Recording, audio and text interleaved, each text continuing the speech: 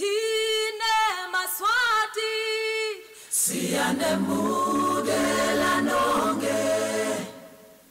Tine Maswati ngenfokozo neluthambo. Nompumelelo sokuneligama lelithumile Eswatini uma sikhuluma kumbe ngelive laseSwatini kuneligama ke lekuthiwa yiSibebe Survivor.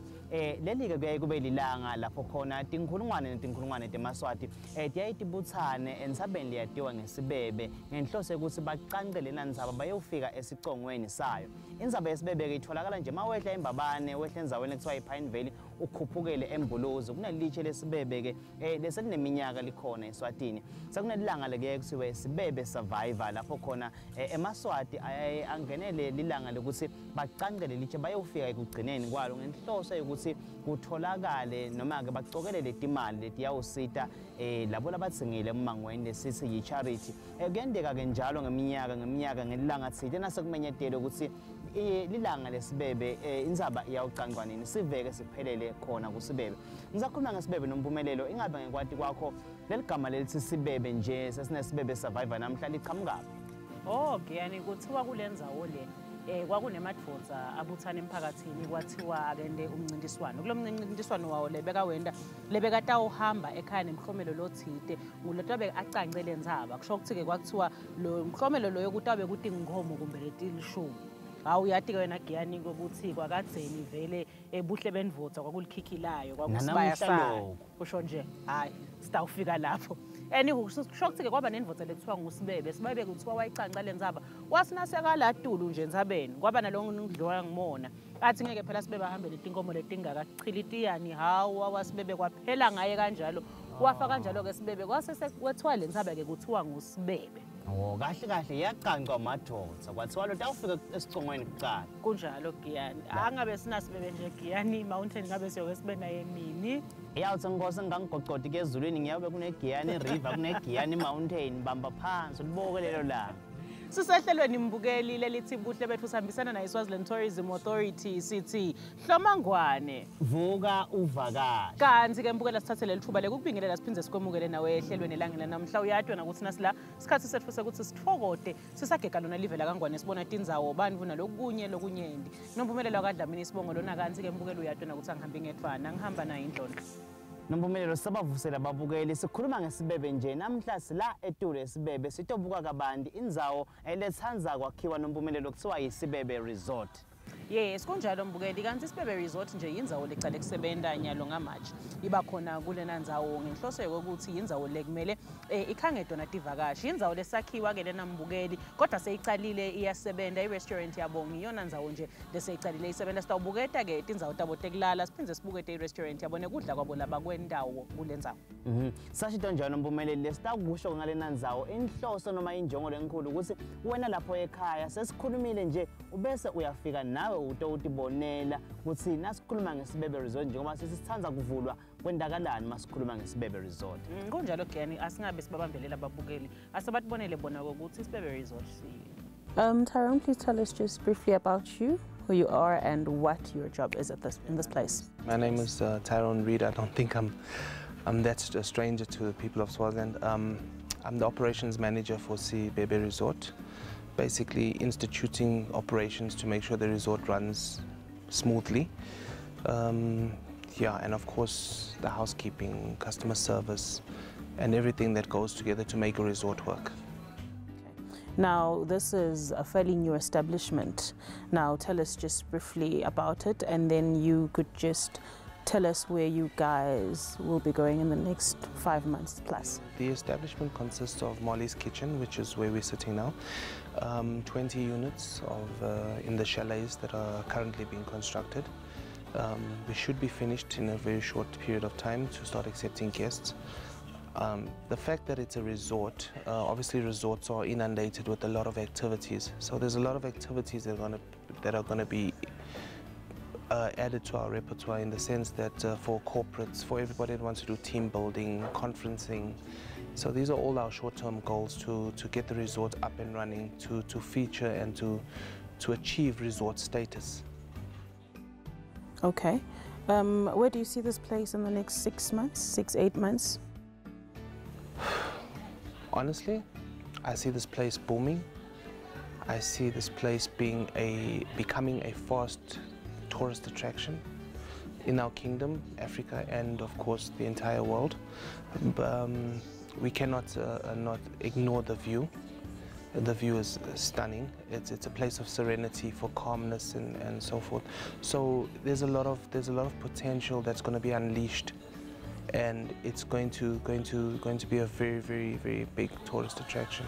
Now, what should make Sibebe Resort different compared to other places that attract tourists in the kingdom? I think it's its location. It's close proximity to the second largest rock in the world. I believe I'm correct in that.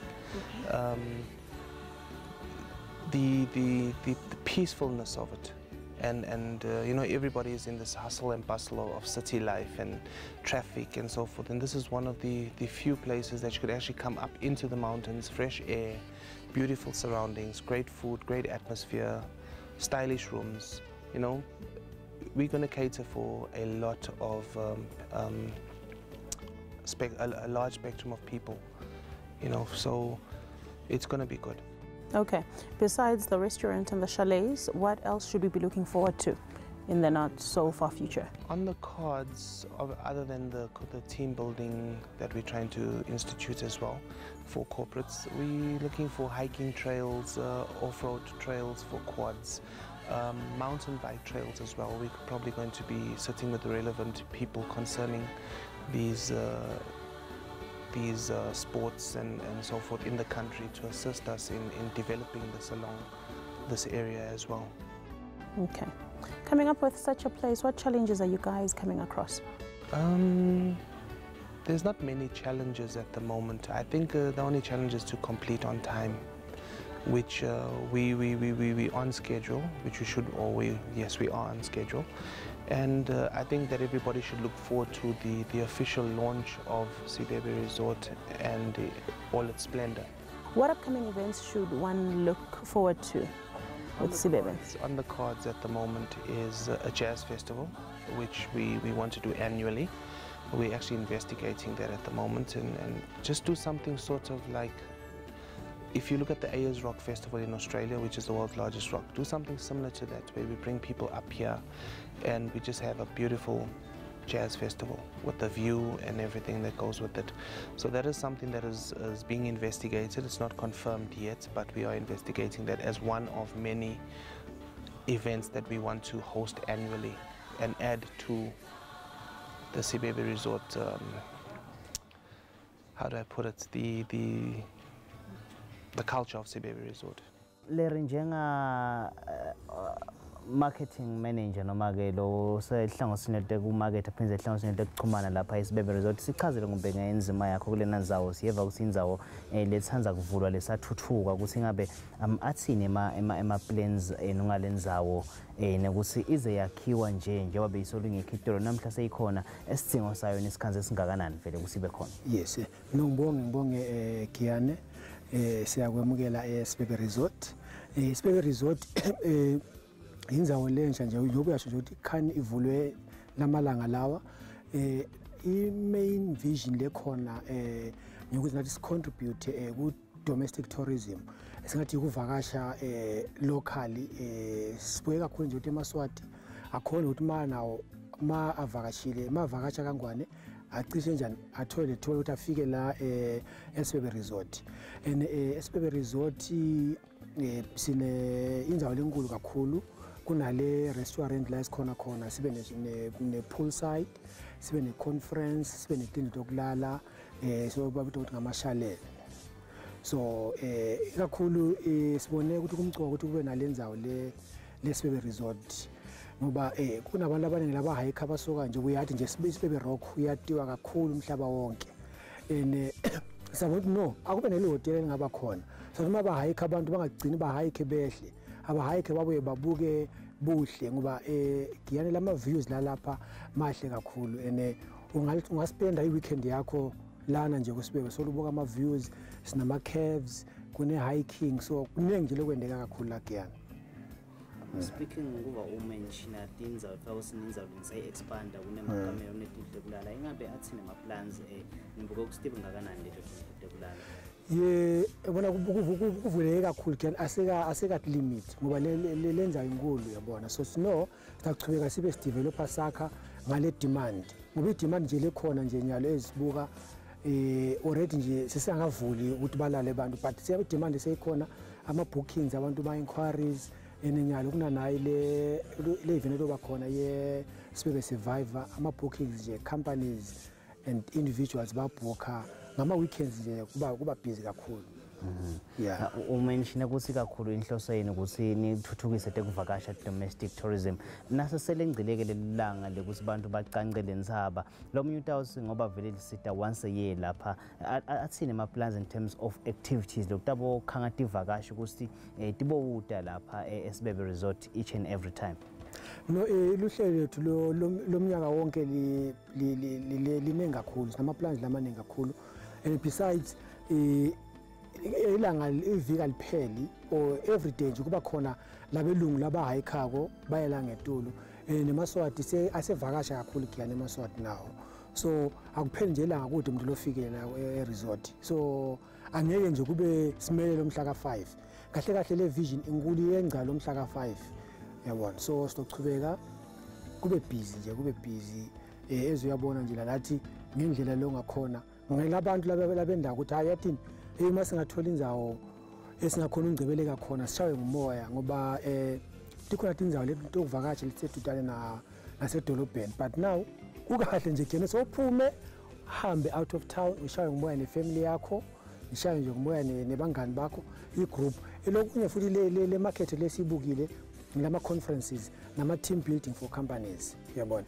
ngiyabekisa nje i-company ma ine-team building yayo or ine-strategic plan lena is the ideal venue yalokho yabona ngoba mawula kude ukuthi ungafuna ukuthi hayi mina ngisabaleka ngedolobheni kuphi mawulana nje konke kuthola la kitchen khona fully fledged restaurant ngalama conference akhona bangaba bamba imhlangano bayelala and then sinel-ground lelikhona for ama activities our team building bafuna udlala ibhola bafuna ukwenza bo-tug of war wonke nje ama-activities lahlukene nje akhona lakhaya. All right.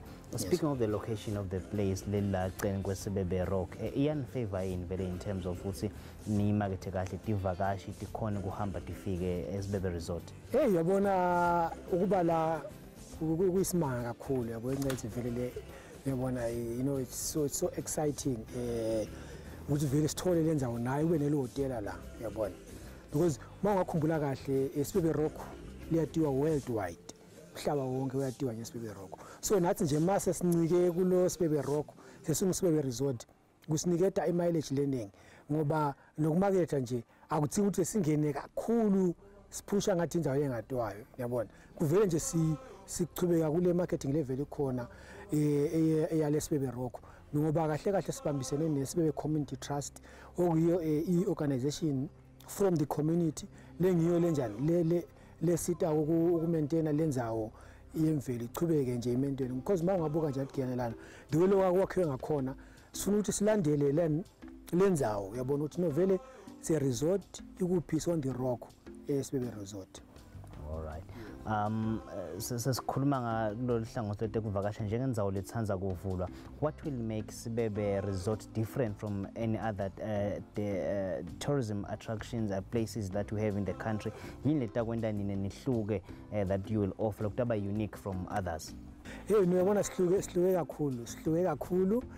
One, we are on top of the biggest rock. Kude la kangwane lo munye ngathi uthi hayi nathi sinelo hotel ngetulu elisenzabeni kude nje hotel elingetulu elisenzabeni la kangwane kokucala lokwesibili ama views ethu mawungabuka kubo Nelspread kunabo God's Window la uthi mawubhukhile eGrasscop mawulele ngakhona ulele ama views owabukako mawulele ama views angathola lana ngiyolo ngawathola mawulele kubo Grasscop le eMpumalanga so kangwane iview mawulele ngeke uthole and then lokunye lesinakho lesi different ngakho is this experience uyabona ukukhuphuka ubona ku off road lana akusike ukuthi yathi ukubona sekafaka nomgwaqo makhuphuka asikafaki itha ngoba sifuna ukuchubeke kube nale mvelo le isimentene ngalendlela engakhona off-road mabe khoma ngabo off-road bakhoma ukuthi lana nje kuthi ama 4x4 kuthi imoto ephakeme nawo masuka mawudangala it's an experience on its own the views mawukhuphuka mawungena lapha kunale wow factor lekhona sisenzabeni sigegejelwe inzaba so mangabuka kangwane kude lenzawo nje singathi sicisha sifane nayo kude ngeke sifana nabo nathi masidesign lenzawo asikabuka ukuthi yathi masingafana ne resort lenguphi o nabani uyabona leli phupho lelikhona giyani ngindlela kuvele futhi kwendeka timanga mayingosi ivuma ngoba sifise nje ukuthi sibe nalokwe bathi amusement park ukuthi ibe khona le ngesheya nje ngasemadvaleni lapha ngoba every time nje abantu mabedalana betha nembuzo hey yathi mina yabona kulenzawo leyi umani ngathola nje nisithoyelele nangu kube la so people are so excited nalama reviews leswatholako ayasijabulisa kakhulu siyafisa ukuthi eMaswati mangathatha lithuba avakashe nje ede nje resort afike nje kanye atobona nje uthola kuphumula lo moya loshaya lana ngiyana nokuhlala kushaya umoya kude akude nje la ngeva khona uthe shot sekuyashisa so kanjani uhlala nje kubetha umoya phela it's on right on top of Sibebe Rock. Bhuti wami ndacela siqale ngeligama nesibongo ukuthi ngabe lapha ekhaya wini. Ngiphumlani Mabuza ngedwaiter. Okay. Mabuza sichazele nganawe ama-cocktail alambi kwethu ukuthi inhloboni akhiwe njani futhi usichazele ukuthi ngabe lapha ekhaya ni wenda kanjani.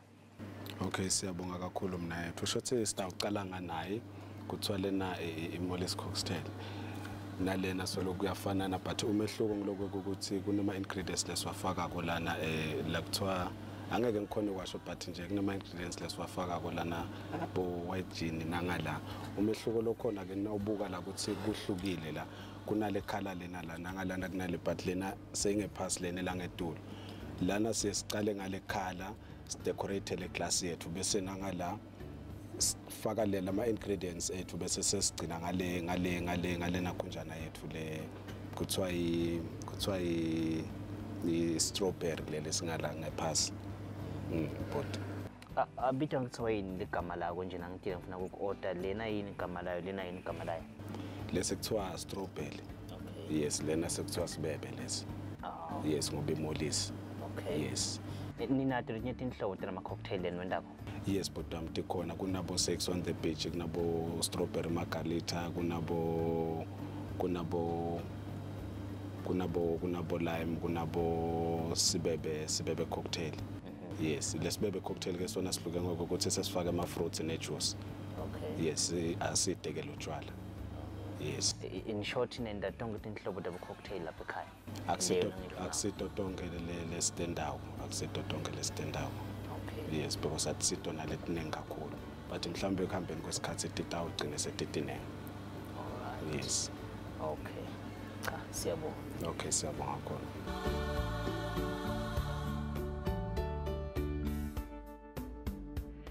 Babe Msibicela nje usitethule kafishane usitshela ukuthi ungibani uyini la khaya nekokuthi yindoda silungisela yona namuhla. Mama mina ngathethuya ligama lami enesithoka Msibe Sibongo la khaya nge-executive chef la khaya. So kudla standela kona lapha i-oxtail nemqwenge nase kudla lesicabhango la khaya lo ngikwalo usethele ama customer la khaya. Njalo nibona nje mabhedini sendela lapha so sisestawu khomba labo lethizo sikwenda kanjani ethu la sitwena sindalo senda kanjani la sesiyaqala siyafaka manje sitawuphale le oxtail yalo siyafaka ngile rice yakhona basi isayivole rice lena itawungala pho le oxtail sayifaka ngile rice yethu lena la ngile oxtail yethu lena nje nibona nje siphekela nje oxtail kuyadwa sekudla lokubana mabhonyisa ekhathi but i-recipe yawo ngisho uba it's a chef secret yabona sesiyaphala siphala amabhodo ethu lawa uzokhona ama-customer athi khanza asekhaya nakayidla le oxtail lena siyayifaka la khathi la sifaka igcwale asipese lapho siyayithatha lapho sibila nayo emva leso ifana sesiyiseva tokhona kodwa ukudla lapho sabe atenda bese lapho sesingena emqombeni ke lapho sethina ukusebenzisa umqombe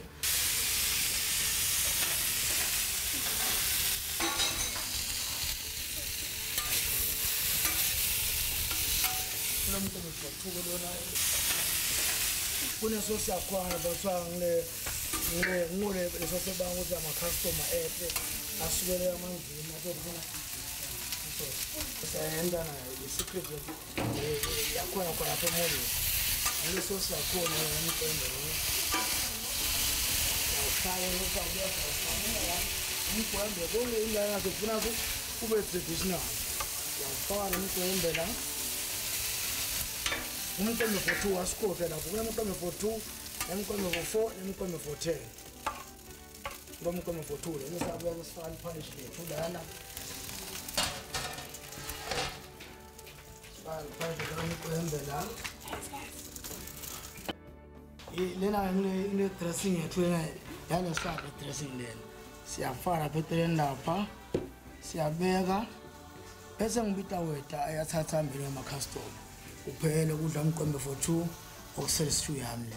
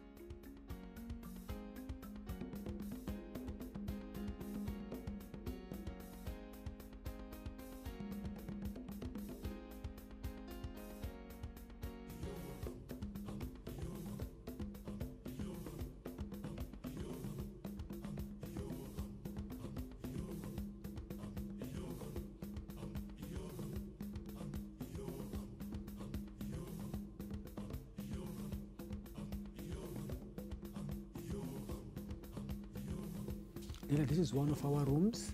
As you can see, we have the king size bed, you know, because now we would want to put your queen, your small beds, but here we're having a king size. So in this room, ungangena 2 or 3, you know, because the way lenga corner, you can see on now the wardrobe, the way lenga corner. We had to finish it with the clothes board, you know, and a little board lily, you know, we're trying to have that the quality, and you know, we see hlanganisile staged but in a modern feel, you know, when you get inside you're like, wow. When I'm outside boga indlu le fulelwe ngesinfu, but when I'm inside since when I feel a modern feel, you know, because we are saying yes, we are on top of Sibebe, but even on top of Sibebe, you can get that, you know, a nice comfort place, you know, and then we have our TV, mirrors, and you know, the way along a corner, we have a couch. So on that couch, because you know, you can sit with your friends and relax, and more, and you know, but now. We are still as we've been mentioning that we just opened, so we are still working on other stuff. We'll see. Next time, Kansas develop kakhulu, because you know, one will try and have some nice centerpieces, artworks, mirrors here and there, so that we still preserve, you know, that we are in a resort, you know, so kusale kunale that feel lekhona engiyesama ukuthi siqhubeke si present to the community and our guests, you know, ngoba Sibebe Resort, you know, we are best la eDlangeni, and sifuna ukuthi umuntu mabe hambe ba hike from the community mabe buya bakhanze ba relax in a nice setup, nice environment, and you know, we are here to grow and have many rooms. So and you know, lama curtains too, the way langa corner with the lace, you can see from out, like when you're inside, we are going to the views, you know, so asiyafakela amalesi la amanye acishe ugcina ungasaboni ukubona, but in terms of security this is secure and safe. So the keys let's on the doors. Ungabuka as just the key, but you lock. Ma ungayilokha les key ungayithena iya key. So with security le corner besides key, but we have our security, some from the community, let's have a crash the security and the well-known, like I mean the established security companies in terms of security, you know, healthy, safety and security is our priorities. Naturally as the resort, you know, yes, nalama windows la khona ngakuthi umoya ungene ushaye. And what we did with the houses, other rooms will have a ceiling, like the other room at the back. Other rooms will have a ceiling, you know, because we want to maintain that African setting, you know, kakoko, you know, that we want to have that kakoko feel, like, okay, ngakoko unakutechiwe, but there's the modern feel. Sorry, you know, so that there's the modern feel lekhona si maintain as Sibebe Resort. So we are so happy and excited. Hope to see you soon. Resort. Thank you.